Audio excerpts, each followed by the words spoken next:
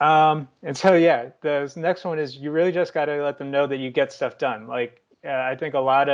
another big pitfall that I've seen in pitch competitions is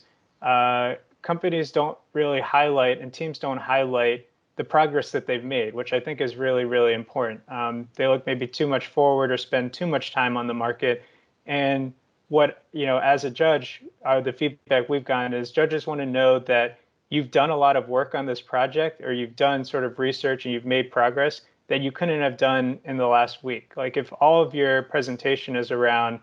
here's the market size, here's how big this opportunity is, that's all stuff that you could Google. But progress on the actual product, progress in the form of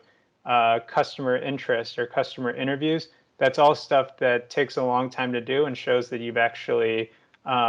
progress towards making this technology or product a real company. So for us, we would go through kind of the initial build and our alpha prototype development, sort of just showing some diagrams of what initially and sort of how raw that looked at the beginning. I think these might be a little bit out of order, but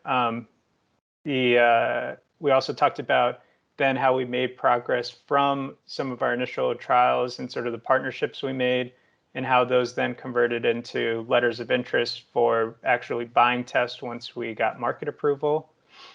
And then we talked about how we progressed from that alpha prototype stage to actually taking feedback from those feedback trials and some of, in our case, a lack of durability because we had a moving magnetic system to then trying to have eliminate a lot of the moving parts and make the device more robust. And then we also worked with IDEO to have this kind of more a design that was focused on the needs of the customer. So for us, it's actually having a little bit more of a low profile device, especially when they're taking the device in a point of care setting,